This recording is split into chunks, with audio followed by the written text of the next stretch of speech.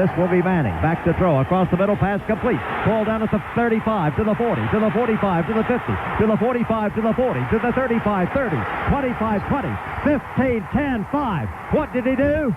All he did was score. Joey Kent. Touchdown on play number 1.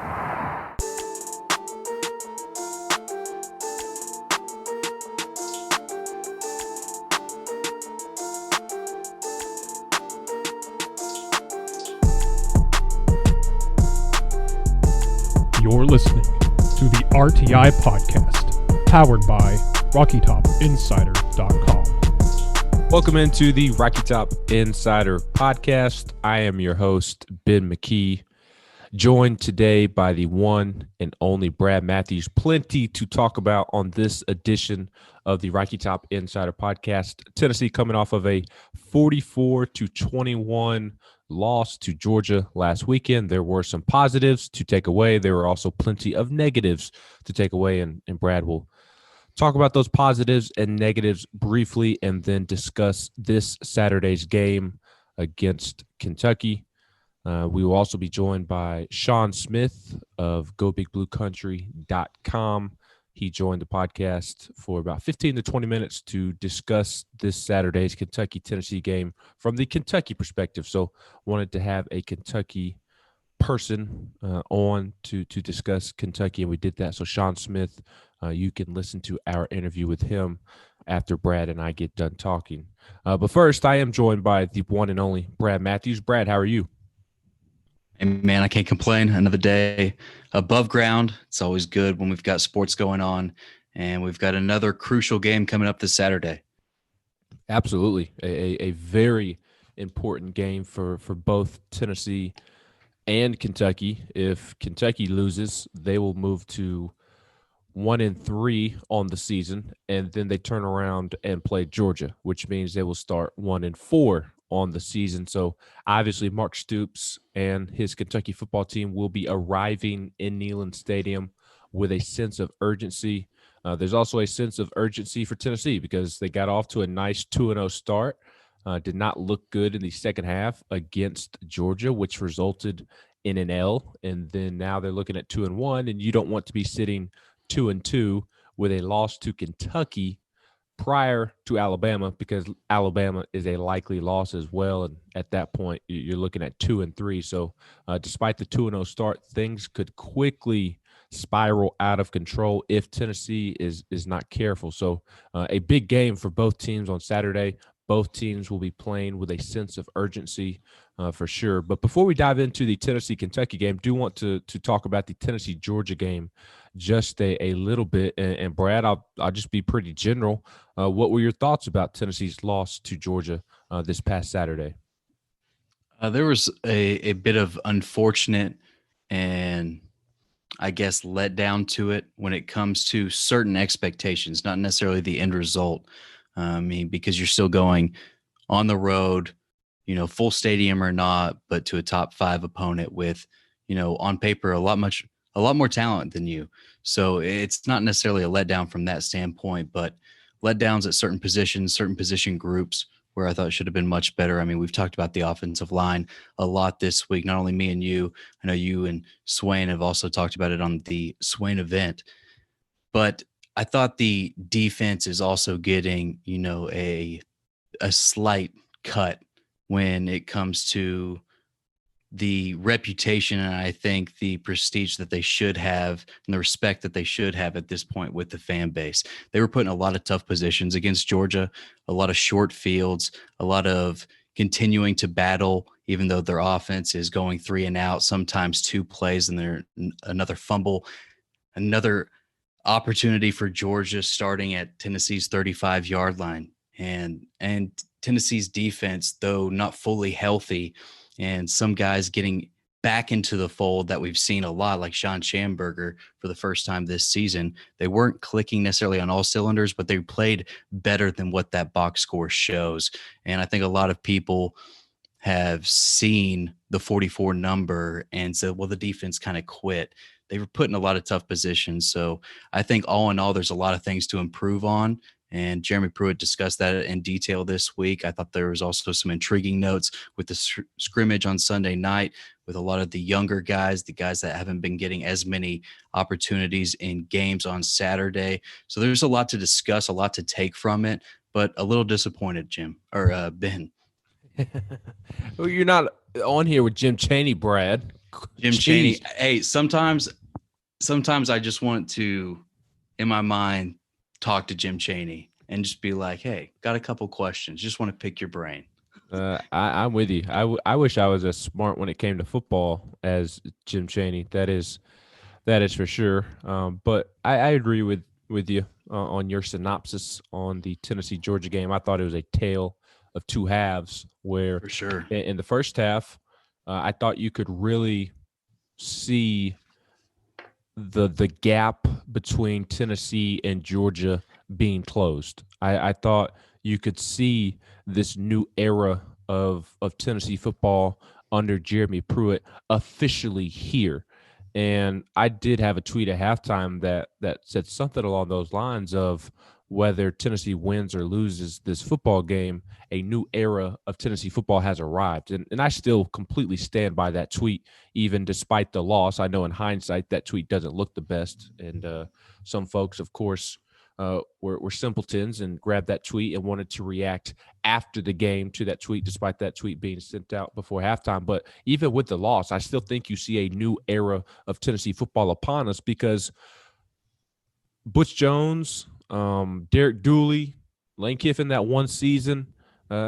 Maybe I shouldn't mention Lane Kiffin, but and then the first 2 years of Jeremy Pruitt, those football teams don't stop Georgia at the goal line. And the only way you stop Georgia at the goal line right before the half is with a mentality. And that mentality of Tennessee football has completely changed. And it's not even just at the goal line. That 4th and 1 stop where Kirby decided to go for it on his side of the field. And then the very next play, Jarrett Garantano comes back and throws a touchdown pass to Josh Palmer. You don't make those plays unless the mentality of your program has changed. And that 4th and 1 stop and then the goal line stop right before halftime, to me, that signaled a new era of Tennessee football. Obviously, there are still things that need to be done. There's still a long ways to go in terms of Tennessee getting back to Atlanta, Tennessee trying to beat Georgia.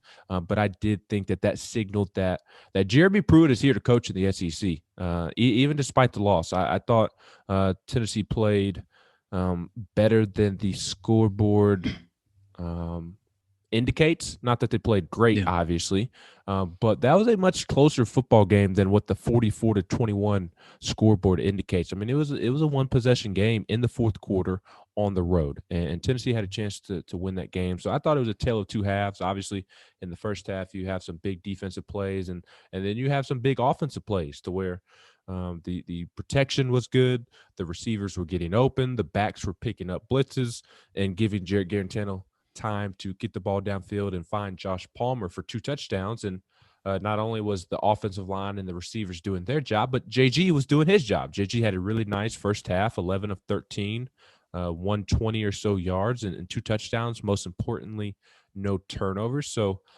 everybody played fairly well on the offensive side of the ball in the first half against what I believe is the best defense in America, in Georgia's defense. So I thought it was a tale of two halves because in the second half, it did not go that way. It was just the complete opposite of good first half football, especially when you look at the offensive line and then the poor offensive play in the third quarter led to poor defensive play towards the end of the third and the fourth quarter, because the defense did its job there in the third quarter by bailing the offense out of some really tough positions. But because they were on the field for so long in the third quarter, because of Jarrett Garantano mistakes, because of felt like the whole third quarter. It really was the whole third quarter, for sure. But JG had mistakes. The offensive line had poor protection. The backs were poor in protection. Receivers weren't getting open. And as a result, the offense was just abysmal there in the third quarter. I had the defense on the field way too long. And eventually Georgia just took over. But I still think you could see the gap between the two teams becoming closer. Still a good ways to go, but the gap is getting smaller, in my opinion. The gap is getting smaller, Ben, and that is awesome for Tennessee and for Tennessee fans. But you're also in year 3, and some folks are asking, how patient are we going to be? Fulmer, remember, told Pruitt when he was hired, it's how you do against Georgia, Florida, Alabama that matters.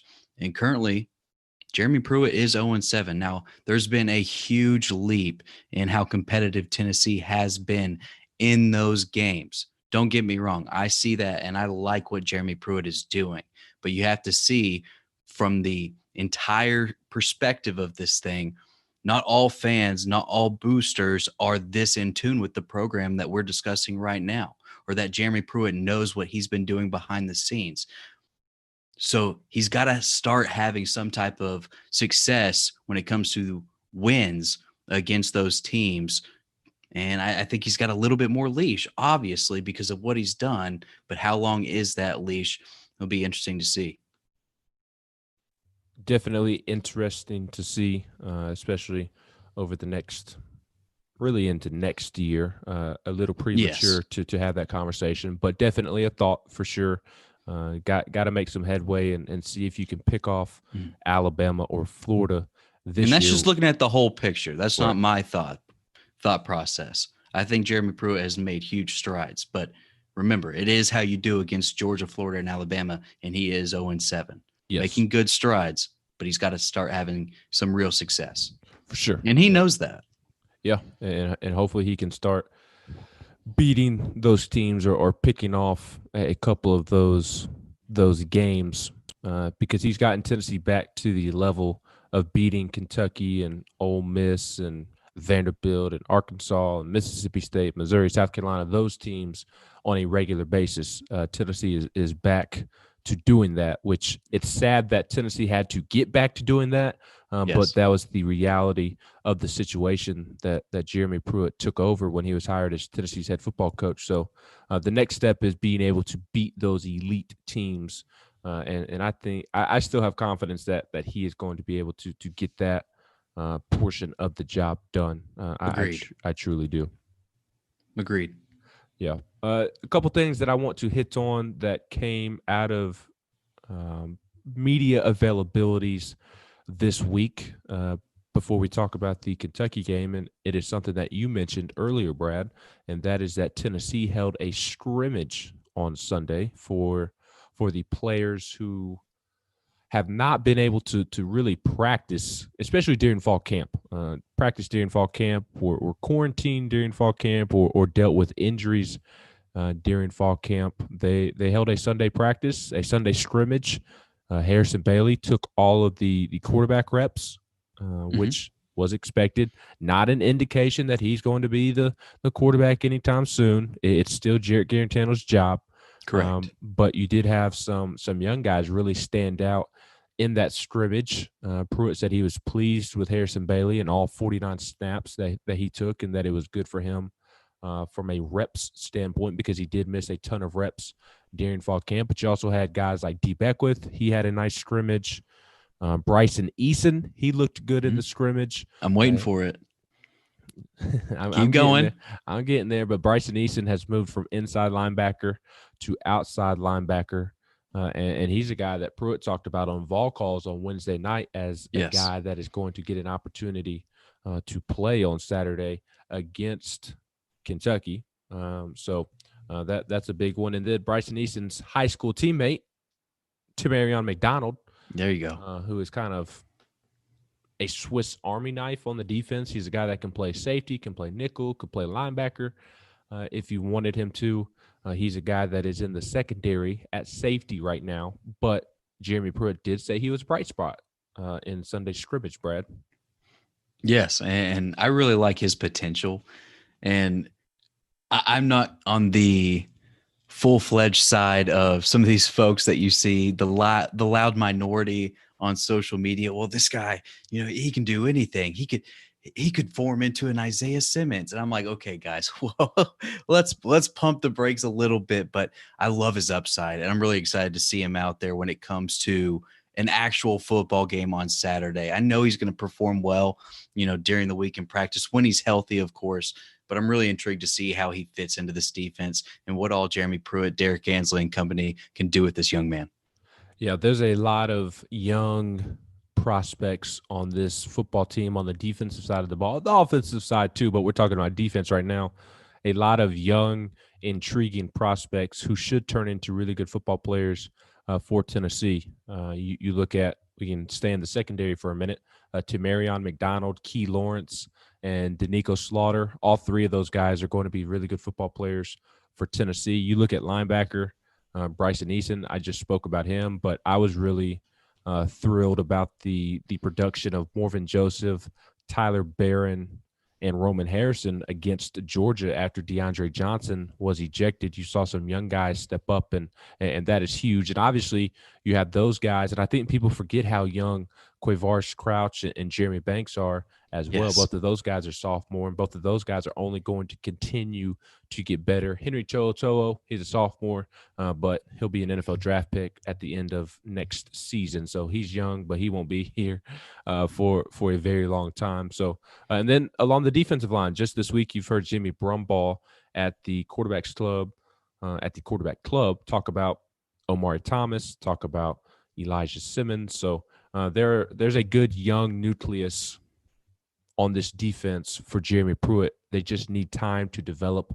I know folks are tired of hearing they need time, but it's the reality of the situation when the program has just been dead for essentially a decade, or at least that's what it felt like. So very excited about the prospect of the defense moving forward. Now, there is one young guy that we do need to mention, and quite frankly, he's been a bust to this point, and that is J.J. Peterson. And Jeremy Pruitt revealed on Wednesday that J.J. Peterson is no longer with the football program, or he's temporarily, not currently. He's taking a few weeks away. Yes, yeah. JJ is taking a couple weeks away from the team. Jeremy Pruitt told reporters over Zoom after practice on Wednesday, said that, quote, he's not been with us for a couple of weeks. And when he was asked about whether we will see him back on the football team, with the football team, Pruitt said, quote, we will see. So not surprising, because J.J. Peterson has been irrelevant since he stepped foot on campus, but still a disappointment, Brad, because in that 2018 recruiting class that Jeremy Pruitt had to throw together, he was the top-ranked guy. Yeah, absolutely. And I think the previous names that you mentioned at the linebacker position is what really piques my curiosity, because we haven't seen as much of J.J. Peterson. We haven't heard as much of J.J. Peterson. The only time we really saw him take meaningful snaps was last year in the Alabama game. Correct me if I'm wrong, but I mean, we saw him on the field. He made a few plays, but he also missed a few plays, just like we've seen several younger guys do. But I think the hype built up around J.J. Peterson was a little bit, overwhelmed. It was a little bit of a hyperbole, though he has great potential, great talent. But there's some things going on that he needs to take care of. And I hope the best for the kid. I hope he has another opportunity in orange and white. But I wanted to ask you regarding the linebacker position, what are your expectations for Bryson Easton? I mean, you've seen more of him than I have, but I've heard good things. And for Jeremy Pruitt to come out and say, hey, he's going to get an opportunity this Saturday, I'm curious to see, especially when it comes to the run scheme and the diversity, the eye discipline that it's going to take for Tennessee to really have success on defense against Kentucky on Saturday. Yeah, I honestly haven't really been able to see a ton of them, but just because the media has not been able to attend practice this fall. But he is a guy that the coaches are high on. He was the guy that out of that Whitehaven trio that Tennessee signed over the offseason, he was the one that the coaching staff was the most high on, and the one that they liked the most, Bryson Easton. And I'm a little surprised that they've moved him to outside linebacker, to be quite honest. Jeremy Pruitt cited depth purposes, but outside of, Quavaris Crouch and Jeremy Banks and Henry To'oTo'o, there's not much depth behind those guys at inside linebacker, which is the position that Bryson Easton was playing. And then you look at outside linebacker and you see DeAndre Johnson and Kevon Bennett as your starters. But then after those two, I really like the upside of Roman Harrison, Tyler Barron, and Morvin Joseph. And you saw those guys make plays this past weekend against Georgia, as I mentioned, when DeAndre Johnson left for targeting. So I will be curious to see if Bryson Easton truly gets an opportunity this weekend, because it would be surprising to me to see him get an opportunity over guys like Morvin Joseph, Tyler Barron, Roman Harrison, guys who made plays this past weekend. And that's a good point. Finally, on the defense, I was curious, is there an update on Elijah Simmons? And is Darrell Middleton able to play more snaps this week, you think, after getting a little bit more play time against Georgia last week? Middleton should be. I mean, he's a guy that has been in the rotation now since the Missouri game. So this would be his third game. Obviously, he's probably not where he needs to be, but I would imagine that the more games he gets under his belt, the more practices he gets under his belt, the better shape he's going to be in. So I would be surprised if Middleton isn't able to play more. And he's the guy that Tennessee really needs to step up and be productive along the defensive line. And you saw him get in the mix against Georgia with 2 pass breakups. He did a great job of recognizing that Georgia was getting the ball out quick, that Stetson Bennett is a shorter quarterback, so that ball is going to be a little lower to the ground. And Darrell Middleton, 6'7", 6'8". So he did a really good job of taking 1 step, 2 step, getting his eyes up and seeing what the quarterback was doing. And as a result, he was able to bat down 2 passes. So he's a guy that they really need him to step up. Jimmy Brumbaugh talked at the quarterback club on Monday that Matthew Butler and Latrell Bumpus were kind of the top 2 guys in the defensive line room. Not necessarily from a talent perspective, but when you factor in leadership, those are the 2 guys at the top of the room. They need Darrell Middleton to step up and be right there next to them, because you do have other younger guys that you mentioned, Elijah Simmons, who I think he's played fairly well this season for a redshirt freshman that is still trying to get into shape, but he had the nasty chop block. He's still good to go. He'll be fine this Saturday. Not fine per se. Able to play. I'm sure he's banged up. Yeah. If you're a lineman 3-4 games into a football season, you're going to be banged up and have some nagging injuries. But he was able to come in 2 plays or 2 series after that chop block against Georgia. So that was really good to see. And Pruitt mentioned earlier this week that he was fine. Thankfully, when they did the chop block, so Trey Hill was the center, Ben Cleveland was the right guard. Trey Hill chop blocked him legally. It was a good block. That's how you're supposed to execute a chop block. But Ben Cleveland is who brought on the penalty, because while Trey Hill was going through with his block, he kept engaging with Elijah Simmons. Yes, yep. Ben Cleveland decided to engage. Thankfully, Ben Cleveland missed. He didn't completely whiff. He hit Elijah a little bit, but for the most part, Ben Cleveland missed Elijah Simmons, and that's probably what saved Elijah Simmons from a really nasty injury. So, thankfully, the football lords were looking over Elijah in that situation and kept him healthy, and he'll be back out there this weekend. But they need Middleton, they need Bumpus, they need Butler to continue guiding Elijah Simmons. You've seen Karat Garland play a little bit more and more and more. He's a redshirt sophomore. Amari Thomas sounds like he's going to get some opportunities here in the coming weeks. So Middleton is a key piece to that defensive line, along with Matthew Butler and Latrell Bumpus. So the last thing I want to mention is that Tennessee's COVID situation is looking good as of last night. Jeremy Pruitt said there had been no positive COVID-19 tests within the program in 3 weeks, which is great news, especially when you look around the SEC and you see that Florida LSU has been postponed, Vanderbilt Missouri has been postponed, Nick Saban and athletic director Greg Byrne at Alabama has tested positive for COVID. It looks like give the keys to Lyle. Give them to Lyle. I really think they should. I'd pay big money to see it. I would too. Can you imagine? Butch would send Nick Saban to the hospital because can you imagine the reaction that Nick Saban would have at his house watching Butch Jones make decisions for his football team against the number 3 team in the country? No, I mean, I can't even imagine it. Nick I would Saban might pay have a so stroke. much money, though, to be a fly on the wall. And I don't want any ill will on Nick Saban. I honestly don't. I know he's tough to beat, but you got to beat the best to be the best. And he's the best. So I want him in the game until we can edge him at least once.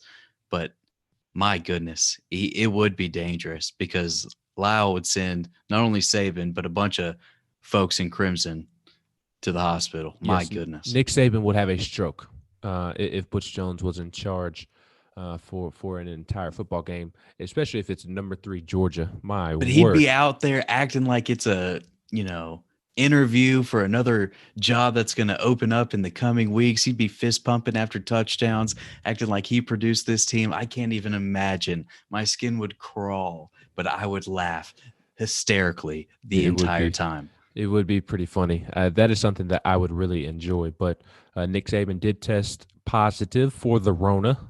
So when you see all of these other headlines around the SEC about schools being affected, it's nice to see Tennessee is doing okay right now. And Tennessee did have its third and final batch of testing on Thursday. And as we've seen with COVID, that things can change on a dime. So hopefully things will continue to be smooth sailing for Tennessee. Also, we need good results for Kentucky. That way Kentucky is able to play as well. But it seems like everything is good on that front. Speaking of Kentucky, Brad, this is a noon kickoff for Tennessee. It's second noon kickoff of the season, second home game that has resulted in a noon kickoff. And this is a very important game for both teams, as we talked about at the beginning of the podcast. But as you have begun to kind of dive into the matchups of this Kentucky-Tennessee football game, what are some things that you are looking for that will really determine whether Tennessee wins this football game or not? Well, it was going back to my previous questions about the defensive line and the health there in the middle, because I think we're going to have to rotate bodies in there fresh as possible and as healthy as possible to keep up with this Kentucky rushing attack. Ranks first in the SEC. They've got 2 individual players that rank in the top 10 in the SEC when it comes to rushing, including their quarterback, Terry Wilson. Do we see any Mr. Gatewood this weekend? Potentially. I think we'll see a little bit more of him this weekend than we did last weekend. And I think Stoops is starting to feel a little heat, whether that is warranted or not. I think Kentucky fans don't necessarily understand their expectations or the necessarily ceiling that they have as a football program, because they do have a ceiling that's lower than some of these other programs, including Tennessee. And they just need to realize that, at least at this current standpoint of their university. And Stoops has done quite well. So I think he's honestly feeling a little pressure, and he's going to whip out everything, that he can possibly whip up out of his sleeve, under a hat. There might be a rabbit on the sideline. He's going to try to win this game in Neyland Stadium. And Tennessee's got to be healthy on defense, especially in the front 7, and stay healthy, be ready to play and stop this rushing attack, because regardless of who you see on their previous schedule and who they've played, this team can run the ball. They have a very physical offensive line, and they're going to come out and hit you in the face Saturday morning. What about when you look at things offensively for Tennessee? What does Tennessee need to do to pull out this victory? And I think I know where you're going to go with this. So I'll throw in, we saw Tennessee's offensive line really struggle against Georgia. Does Tennessee's offensive line bounce back against a fairly tough, talented Kentucky defensive front 7? I think it's one of the keys to winning this game the way you should win this game, because I think one of the keys offensively is time of possession. You have to take some of the pressure off of your defense, especially with the way this downhill running attack of Kentucky is going to come out and try to hit you. So I think if you're Tennessee, even if you're having a lot of success in the throw game, in the passing game this Saturday, more success than we've seen this season, and you could pass at will, get that lead, but also look out for your defense. Look out for those guys that are trying to keep the points off the scoreboard for the opponent. and keep them off the field as much as possible, because they played too many minutes last week and we're cleaning up way too much after your messes. So I think time of possession is very important, and the offensive line plays a major role in that. I think this is another line of scrimmage game. This is a smaller version, less hyped version of the Tennessee-Georgia game in my estimation, just because you look at both teams and they want to accomplish the same things. Both teams have a good offensive line. Both teams want to run the football. Both teams have been successful at running the football at different times this season. Really, the only game that Tennessee hasn't had great success is obviously the Georgia game, in which Any success. Outside of sacks being accounted for, Tennessee rushed for 40 yards and only averaged 2 yards a carry, which is not great at all.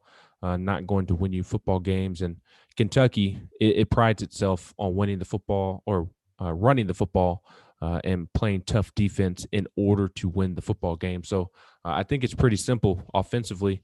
Have to be able to win along the line of scrimmage. The offensive line has to have a good bounce back game. And if they can do that, then that opens up things for Eric Gray. That opens up things for Ty Chandler, and that makes life much easier on Jarrett Garantano, because Jarrett Garantano is good against teams like Kentucky, but he's not good enough to beat teams on his own.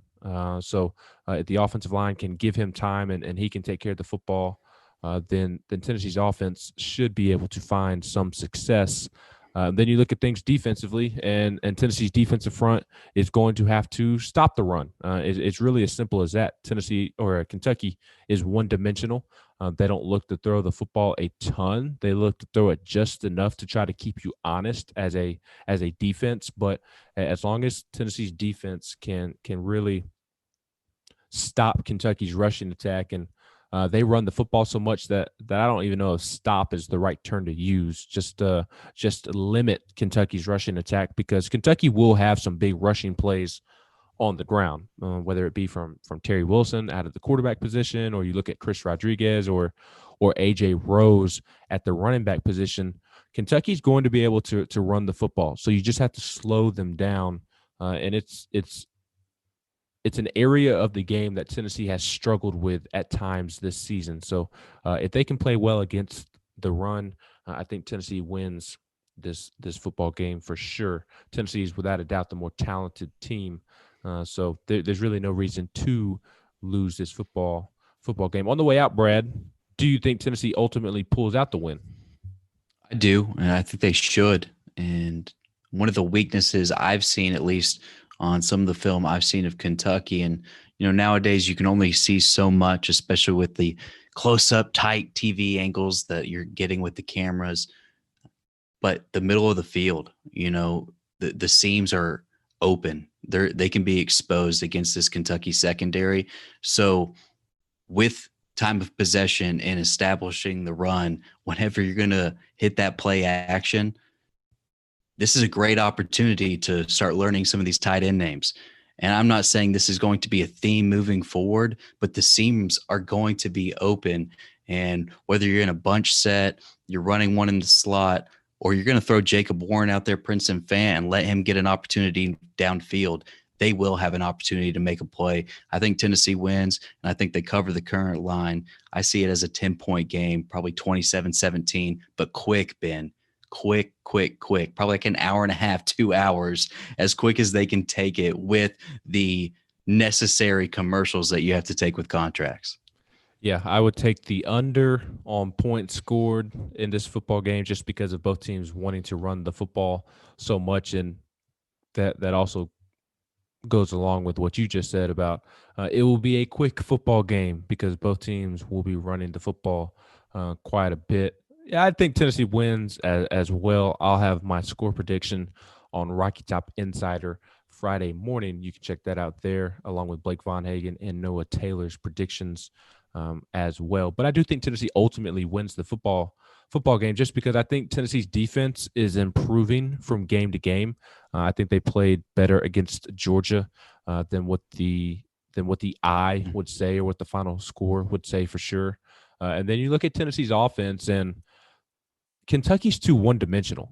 Tennessee's offense is not one-dimensional. There is the threat to throw the football with Tennessee, and I would be stunned if Tennessee's offensive line turns in another poor performance. I've said this all week along the Swain event. I think we'll look back at that Tennessee-Georgia game in hindsight and just kind of tip the hat to Georgia in terms of their defensive front beating Tennessee's offensive front. That was the one matchup on the schedule. And I said this going into the game where Tennessee's offensive line was not the favorite in its personal matchup with the opposing defensive front. And I think you'll see Tennessee get back to winning football up front along the offensive line. And I don't expect Jarrett Garantano to turn the football over outside of the one interception this season. He's made fairly good decisions. So I expect for that to continue. And I think Tennessee ultimately wins this football game. Yeah. And I think when you look back at that Georgia game in hindsight, you're going to realize that this might not be one of the best defenses statistically, looking historically, but this is one of the most talented defenses that has ever been seen by our era. And I've spoken to several people very close to the Georgia program, and one very powerful booster just because I had an in. Networking is very important moving forward. This is one of the most talented defenses that they have ever seen down there in Athens. Whether they're playing like it or not, whether they're playing like the best or not, that's yet to be seen throughout the rest of the season. But on paper, talent-wise, these are some freaks that Georgia's lining up on defense. Kirby Smart has done a really good job building that starting 11 on the defensive side. Completely agree with you, my friend. It'll be another tough test for Tennessee this weekend against Kentucky. Kentucky, a much better football team than their record indicates. Tennessee will have to show up if it is going to win this football game, and I am excited to see how Tennessee handles this opportunity. For Brad Matthews, I am Ben McKee. Again, we are set to be joined now by Shawn Smith, who covers Kentucky and is the founder of GoBigBlueCountry.com. He is the host of Go Big Blue Country, Between Two Athletes, and Kentucky Daily on his website, a series of podcasts that he does a great job doing. So if you want to follow Shawn, you can follow his work on Twitter at GBB Country. And once again, this is our interview on the Rocky Top Insider podcast with Shawn Smith.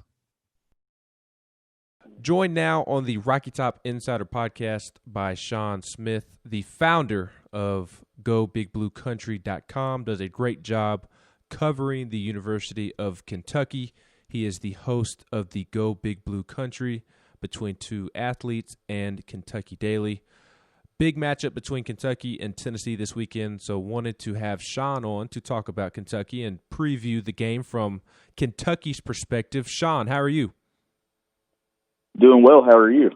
I'm doing great. Thank you so much for your time this morning. Again, wanted to get the Kentucky perspective of this matchup this weekend, a bigger matchup than what Kentucky's record indicates. I think some college football fans who don't pay attention in depth, or Tennessee fans who don't pay attention in depth may see Kentucky's 1-2 record and just kind of write Kentucky off, but they should not do that whatsoever. Kentucky should probably be 3-0 right now. Jeremy Pruitt has said that multiple times this week. That is my opinion as well, something that I've been saying since Kentucky lost to Auburn. Kentucky lost to Ole Miss, did a good job of bouncing back against Mississippi State. But, Shawn, from your perspective, why isn't Kentucky 3-0 despite setting themselves up to win each of the football games that they've been playing? They shot themselves in the foot in those first 2 weeks. They didn't have a takeaway, and I think they had turned the ball over 4 or 5 times through the first 2 games. So the way Kentucky plays, that style of ball control, time of possession, they dominated time of possession in the Auburn game and the Ole Miss game, but the secondary gave up some big plays. And then you couple that with the turnovers and not getting any takeaways. And it's hard for this team to win. They have to play clean football, but if they do commit turnovers, that defense has to get some takeaways. And that was the difference Saturday night against Mississippi State. Kentucky's defense came up with 6 interceptions, and just it made a difference. And the defense started making plays, and the offense didn't shoot themselves in the foot the same way that they did in those first 2 games. Plus, at Auburn, they had a turnover on the goal line, and they had a turnover on the goal line against Ole Miss too. So it's hard to overcome those things. I think Kentucky at worst should be 2-1, but there's a solid argument there that this team probably should be 3-0 heading into this game with Tennessee. For sure.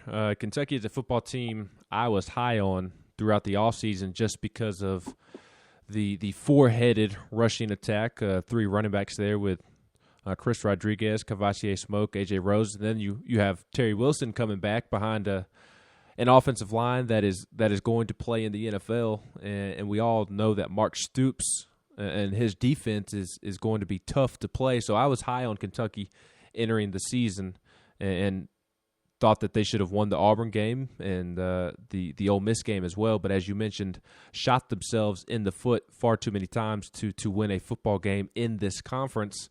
How has Terry Wilson performed in your vantage point coming off of a nasty leg injury? Do you think he has returned to form, or is there still some progression there that needs to be made? Honestly, I thought the first 2 weeks, I thought he looked okay. The Auburn game, there was some rust there with decision-making and things like that. Of course, he put the ball on the turf and fumbled it, which ultimately, took him out of a chance. It pretty much prevented him any opportunity to win the game in the fourth quarter once he fumbled and set up Auburn with a score.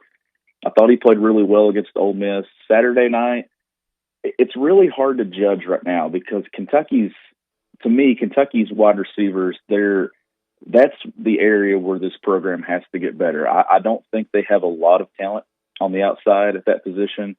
I'm actually looking here in the coming weeks for some younger guys to get opportunities if some of these juniors and seniors don't start producing. So I'm not sure really how to judge Terry Wilson because he's had quite a few drops, but his throws were off. I do think that they have to find more consistency in the passing game. And right now, Terry's biggest impact has been with his legs. I think that that's what we all expected if he was 100% healthy, was that his biggest impact would be in the run game. But it feels like this Kentucky offense, they really don't know who they want to play through. Last year it was Lynn Bowden. It looks like this year that they want to play through Terry, but I'm not sure that that's the type of player that Terry is. He was more of a game manager in the past.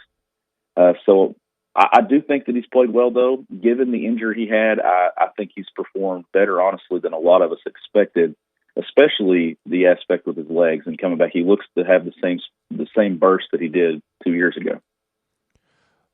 You speak about the receiver room, the passing game in general. All eyes land on Josh Ali as the number one option, but who are those juniors and seniors that you speak of that need to step up alongside of him? And then who are maybe some potential young guys who could make some plays this weekend as well?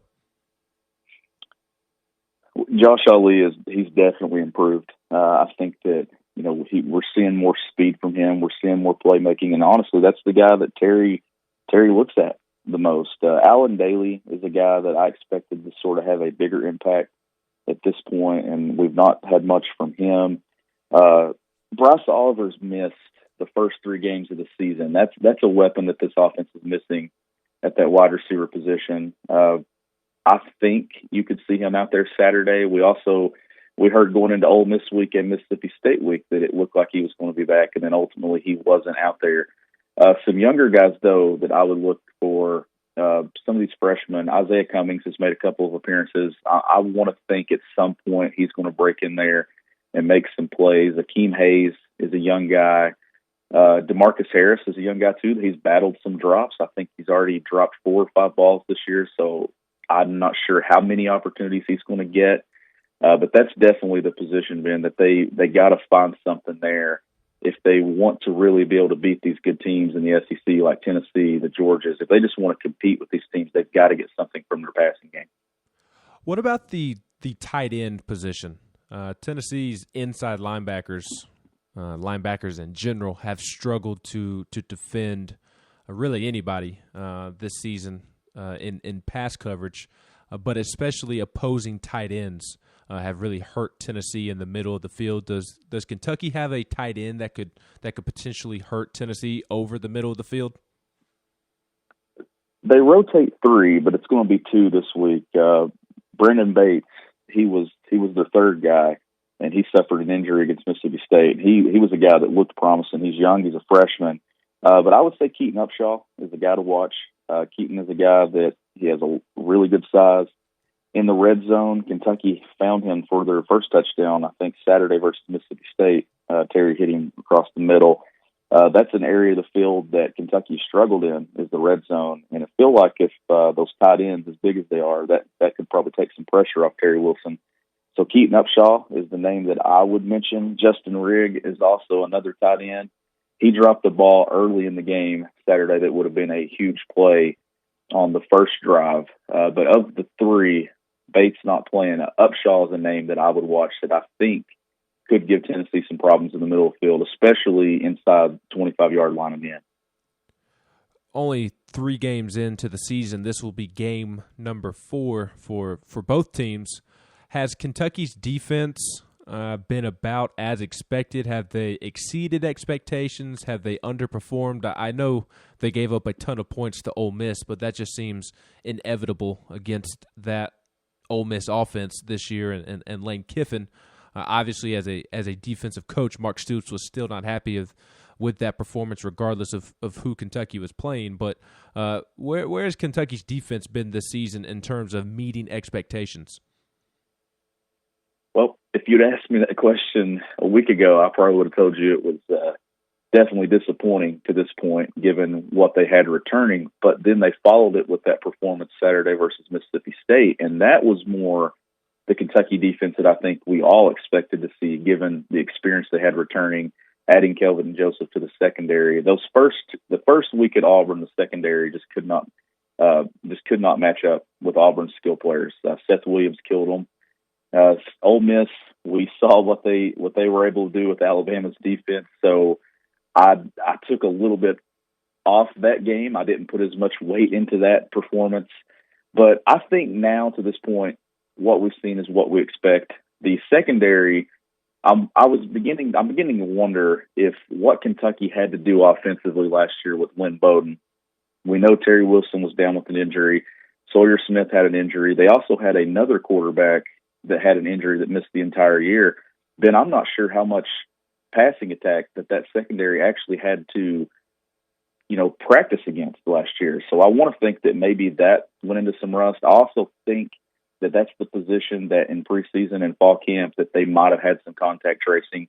A lot of guys missed practice. A lot of guys missed reps. I want to think that might have factored into some of the struggles early on, but we'll find out. They definitely were better versus Mississippi State, but that's the group that I think has to be, if Kentucky's defense lives up to expectations, it has to be the secondary because the front seven's really good. That front seven of Kentucky going up against Tennessee's offensive line this Saturday will be a very fun matchup to keep an eye on for sure. I want to go back to the quarterback position. I know I already asked you about Terry Wilson, and I'm sure you're tired of talking about Joey Gatewood, and you've been asked about Joey Gatewood a million times by Kentucky fans. But could Tennessee see Joey Gatewood this weekend? I think Tennessee does see Joey Gatewood this weekend. If not in just an overall starting role at some point, I think that there will be some packages for him. Now that it's game 3, with him being eligible, they've had 3 weeks to put things in. I think that you could see some short yardage packages with him. I've felt all along that those 3rd and 2, those 4th and 1 snaps, that should be Joey Gatewood, given how his size. But I think that we're at the point now that if this offense does what it did Saturday versus Mississippi State, where it stalled out some, I think Mark Stoops will at least look at Joey Gatewood and see what he can do. But if not in that capacity, I think you will at least see some packages, maybe in the goal line. You kind of already answered this next question by that answer about Joey Gatewood, but what style of quarterback is Joey Gatewood? Obviously, with Terry Wilson, he's a run-first guy. Can Joey Gatewood be a true dual threat? Is he a good passer? Does he have a strong arm? Obviously, he's a bigger body and would be great in those short yardage situations that you just mentioned. But what is the scouting report on the style of quarterback that Joey Gatewood is? Accuracy was the big question mark, I think, when he was at Auburn. Haven't got to see a ton of that since he's been at Kentucky. He made one throw, and he definitely has some arm strength. It was a rocket Saturday night that he threw there in the fourth quarter. I would more compare him. I know he's got a lot of Cam Newton comparisons just because of his size and because he played at Auburn. I think that was the easy comparison. I look at more of a Dak Prescott at Mississippi State with his running game, the size that he has, how he was always moving forward. I think that's the type of guy that Joey Gatewood is, and that's where I think that he could help Kentucky in some of those short yardage situations. And that's where I would look for Eddie Grand to maybe have some packages in some 3rd and 2s, 3rd and 3s in the goal line, in the red zone, things like that. A guy that can, get behind his pads and keep the chains moving, which is not Terry Wilson's strength. They tried to run a quarterback sneak at Auburn, and Terry, I don't even think, moved an inch. That's a guy in Joey Gatewood that I think that could make those plays positive for Kentucky and get his pads moving forward. And that's the type of quarterback that, I'm expecting to see when Joey takes the field, at least in this season, if he's going to be Terry's backup. I think that could be his role. What is the current situation with Kentucky in regards to COVID-19? I know you mentioned earlier in the interview that Kentucky dealt with some contact tracing issues during fall camp. How has that been the last couple of weeks as we've gotten into the season? And are there any issues with COVID entering the Tennessee game that is public? Not that we know of. Everything seems to be that situation seems to be under control. I guess if that's a term that we can use with COVID-19 and contact tracing. Most of the guys that have missed have been labeled as injuries or disciplinary issues or something like that. They've not really missed a key guy that I know of due to COVID. So it seems like that situation is at least under control through 3 games and heading into this Saturday. Now, that obviously could change when they take that final test before they head to Knoxville. But it seems like the staff and everything, as far as I know, most of the heads have been counted for before games. That's great news because even from a Tennessee perspective, Tennessee wants Kentucky to be good to go because if Kentucky has issues, then that risks canceling the game, and then Tennessee wouldn't be able to play even though Tennessee isn't dealing with issues itself. So seems like Tennessee and Kentucky are both in a good situation entering the weekend. We're joined by Shawn Smith here on the Rocky Top Insider Podcast. Shawn is the founder of GoBigBlueCountry.com. I have 2 more questions for you, Shawn, before we get you out of here. Curious from Kentucky's perspective, what gives Kentucky confidence that they can win this football game? What doesn't give them confidence that they can win this football game? I think the offensive line gives them confidence. I think that this offensive line, honestly, I don't think that they've lived up to their potential, some of that preseason expectation. 4 really solid starting offensive linemen back from last year's team. I think that's their confidence and running the football. The side that I would go with is that Jared Garantano has absolutely shredded Kentucky in every matchup, and that's the part that I don't think that any Kentucky fan is really confident with, is the way that he's sort of carved up that defense the last 2 years that they've played. Like he looks like a completely different quarterback at times when he plays Kentucky. I think that is probably the least confident thing that Kentucky has going into this. But the defense did play well against Mississippi State, so it'll be interesting to see how that matchup plays out. But I think that's my least confident thing. For sure. It's funny how these teams really mirror one another. Tennessee is strong along the offensive line and wants to run the football, just like Kentucky is strong along the offensive line and wants to run the football. And then obviously you have 2 defensive-minded head football coaches, and Jeremy Pruitt has done nothing but praise Mark Stoops all week long because Jeremy Pruitt did follow in Mark Stoops' footsteps as the defensive coordinator at Florida State and was very, very polite, I guess, struggling to find a better word to use, but complimentary, that's the word I was looking for. It was very complimentary of the Florida State players and how they knew how to practice and played hard when he took over for Stoops at Florida State. So definitely an interesting matchup. And my last question is, who do you think wins this football game and why? I think Tennessee wins this game. I think it'll be within one score. I don't want to really put a score on. If I did, I'd say somewhere, 30-24, 27-21. I think it'll be a hard-fought, close SEC game. But I do think that Tennessee will come out with the edge. And my reasoning is Kentucky hasn't won in Knoxville since 1984. 2 years ago, Kentucky took a team in there that finished 10-3, and they looked like they didn't even. It honestly looked like a 3-10 team that day. And I said I will never pick Kentucky to beat Tennessee in Knoxville until it happens. But I just think that Tennessee wins this game. I'm really impressed with what Tennessee's done so far early this year. The second half against Georgia, that didn't go in their favor. Georgia come out, set the tone, and Tennessee made some mistakes there early in the third quarter. But I like this Tennessee team, and I think Jeremy Pruitt has them moving in the right direction. I think they get a win Saturday. Now, both these teams will have to make plays to win, and if Kentucky, plays well like they did against Mississippi State, they'll certainly have a chance. But I think that Tennessee comes away with a win. Tennessee fans can certainly relate to your reasoning. That is why Tennessee fans will never pick Tennessee to beat Florida, because it never seems, regardless of circumstance, that Tennessee can get over the hump and beat Florida outside of the 2016 season. So Tennessee fans can certainly relate. Shawn, how can people follow you and your work to keep up with Kentucky athletics? You can follow me on Twitter at GBB Country, and you can check out my work at gobigbluecountry.com. Well, Shawn, we appreciate it. Again, we are joined by Shawn Smith, the founder of gobigbluecountry.com. Definitely appreciate his time this morning. Shawn, hope you have a great weekend. You too. I'll be down in Knoxville. I'm looking forward to it. I only live about an hour from Knoxville, so it actually feels like a home game coming with that short of a drive. So hopefully I'll see you there. For sure. Are you in the state of Tennessee, or are you into Kentucky?